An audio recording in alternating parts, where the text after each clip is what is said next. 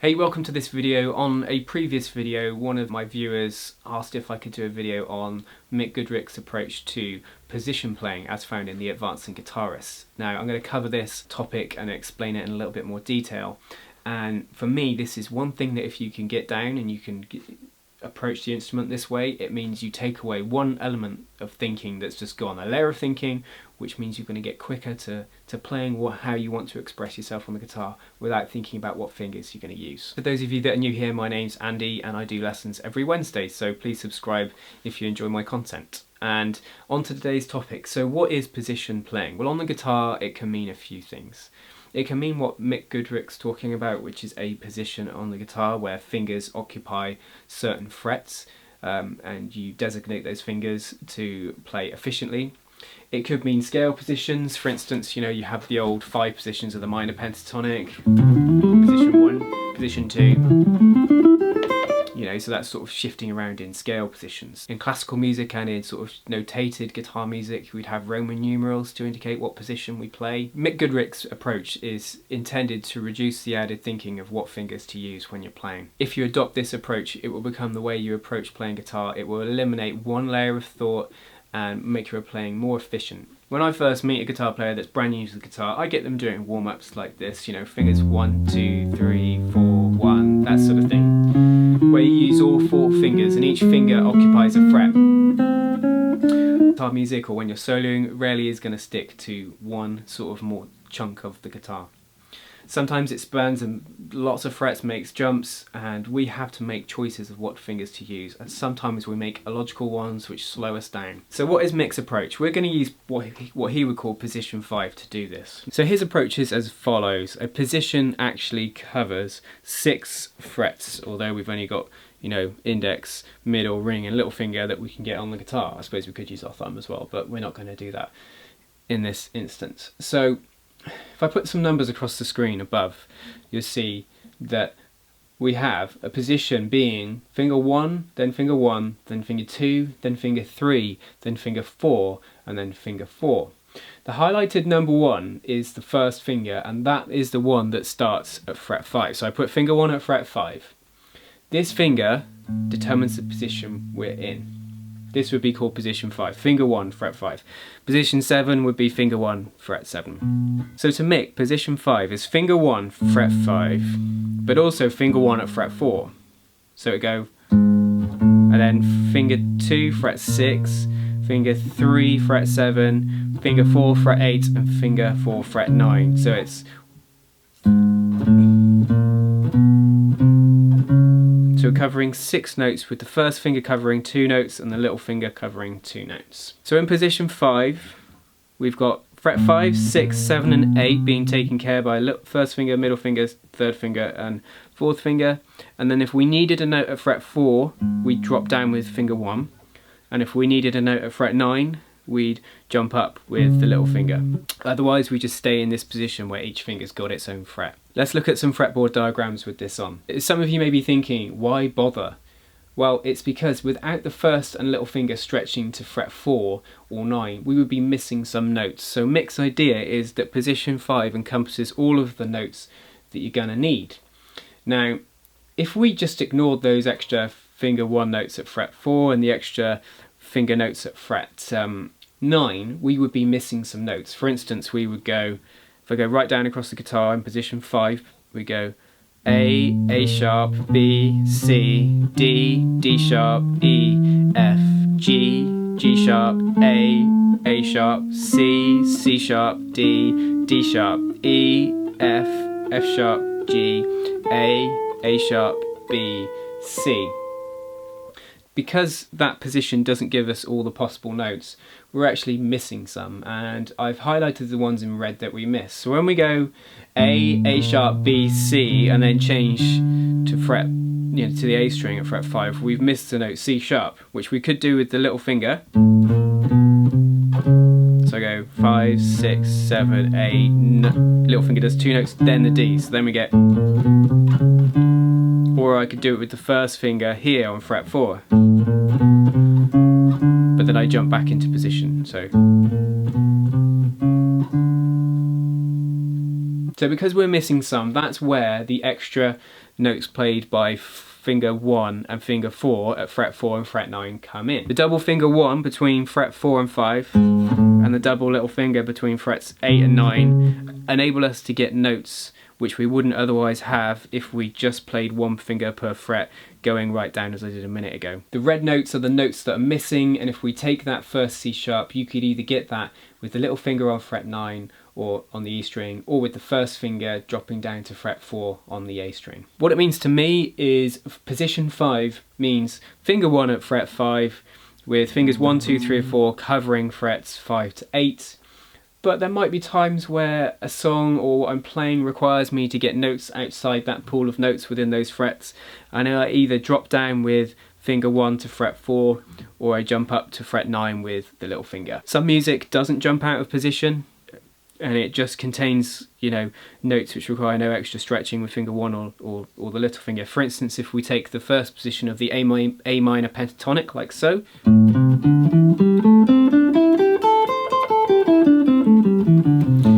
that uses frets 5, 7 and 8, so there's no need to drop down to fret 4 or up to fret 9 with either the first finger or the little finger.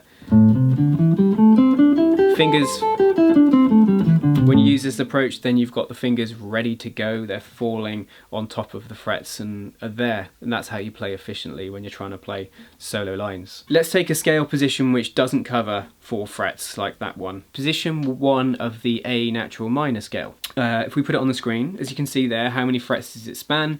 It actually spans 5, so the lowest note being on fret 4 of the G string, and then the highest note being on fret 8 on the E string, G string and B string.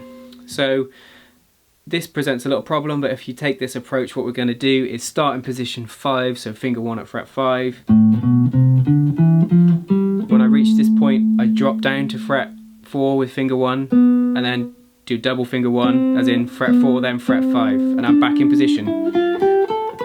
When I go back, same thing. So here at fret 5, drop down with the first finger, but then jump back to the third finger doing fret 7. So basically, we've still got finger 1 doing fret 5, finger 2 doing fret 6, finger 3 doing fret 7, little finger taking care of fret 8, but also we need a note on fret 4, so finger 1 just drops down and does it. You could also play that with the little finger at fret 9.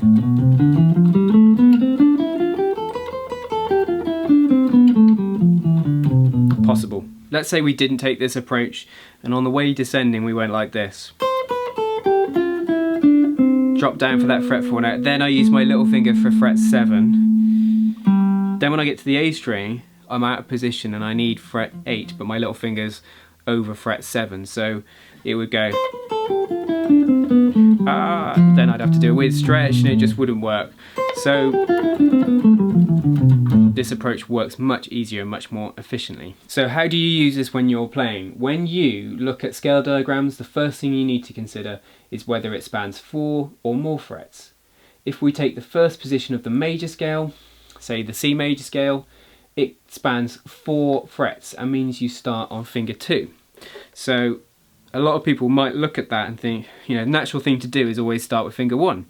But then you go fret 8, fret 10, and then you'd need fret 7, and you'd be, you know, you'd have to go down. So something that covers 4 frets, we've got 4 fingers, use them.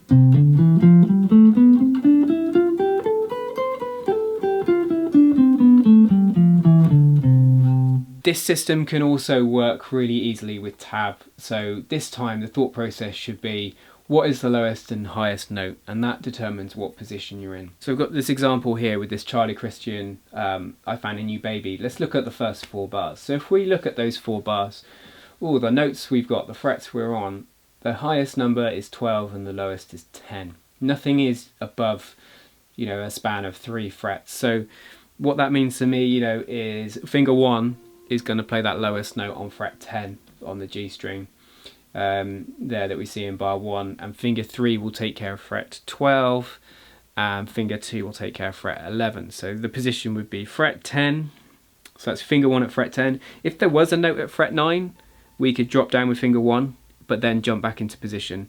If there was a note with the little finger on fret 12, we could jump up to get it and then drop back into position. And that's how this generally works. You're sort of shifting in and out with the first finger and little finger. So if I play this,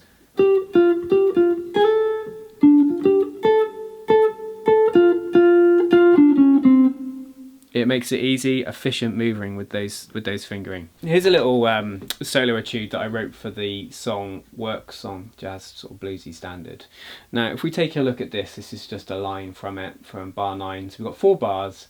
Again here, scan the line and look how many frets it covers, and you'll see that it goes up to fret 11 but as low as fret 7. So that would be 5 frets. Now there's only one note on fret 7, so I'm going to call that position 8. So finger 1 does 8, finger 2 does 9, finger 3 does 10, little finger does 11, and when we get to that fret 7 note near the end, drop down with the first finger, but then jump back. So I'll go, starting on middle finger, fret 9, 1, 2, 3, 4.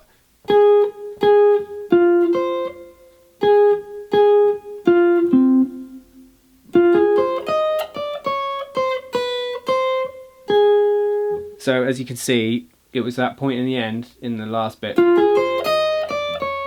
Drop down with finger 1, then back.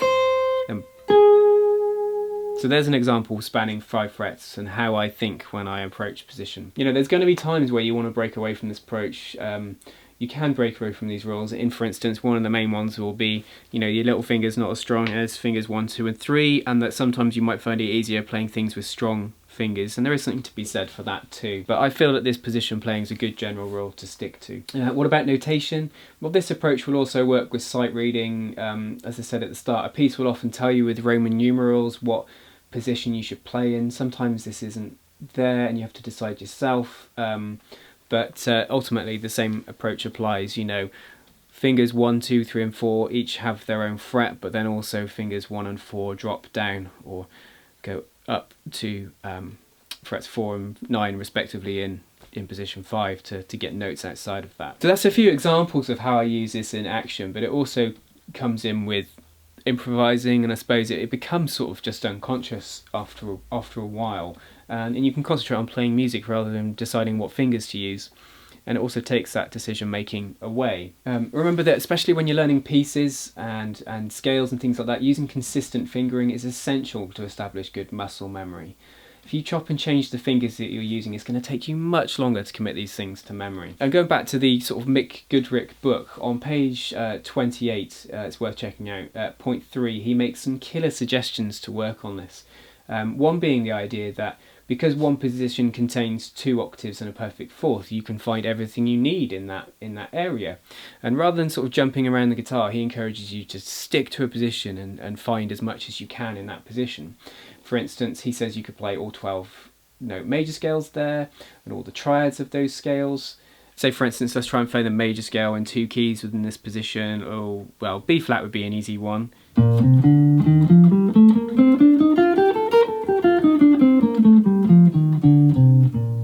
What about F? And so forth. You know, it's a good fretboard knowledge test. He suggests also finding the triads. So, let's go with triads of C major. I'm going to do this in position 7. So, it'd be like so. So, C, E, G, D minor, D, F, A, E minor. Oh, sorry. F, G, A minor, B diminished, C. Maybe add the 7th.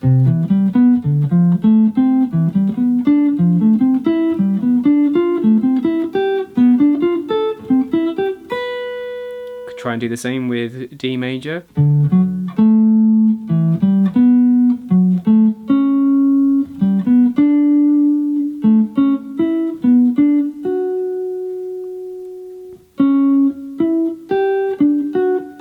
As you can see, it's quite a good fretboard test, a good challenge to find what you can within one area. Great for developing fretboard knowledge and really test how well you then know the notes. So a typical 22 fret guitar will have 138 notes, including the open strings. Now, trying to just stay within one position and find what you can but actually quite challenging. It might end up taking you away from what you're comfortable with, which is a good thing.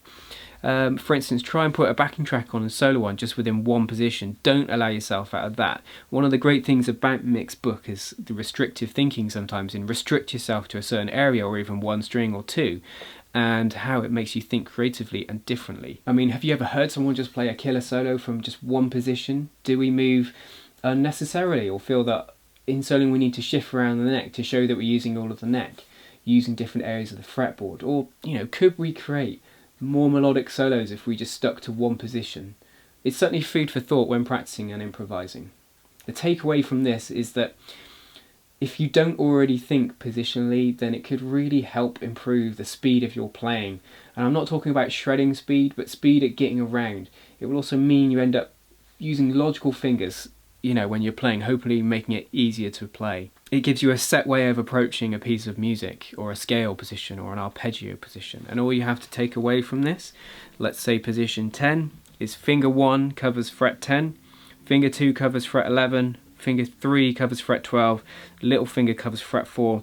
Any notes outside those frets will be handled by little finger jumping up to fret 14, or the first finger dropping down to fret 9. That's the takeaway. Well, that's the end of today's video. Thank you so much for stopping by my channel. If you're new here, please consider subscribing. You can do that by clicking up here, or why not check out a personal video recommendation for yourself by clicking up here.